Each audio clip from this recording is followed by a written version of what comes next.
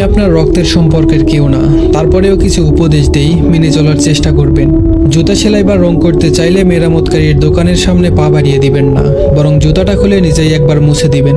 কখনো কাউকে কামলা, কাজের লোক বা বুয়া বলে ডাকবেন না। মনে রাখবেন, তারাও কারো না কারো ভাই, বোন, মা, বাবা, তাদেরকে সম্মান দিয়ে ডাকবেন।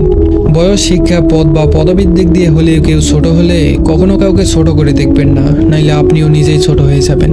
পড়াশোনা করে জীবনে উন্নতি করুন, কিন্তু কারো ঘাড়ে পা দিয়ে উপরে ওঠার চেষ্টা করবেন না।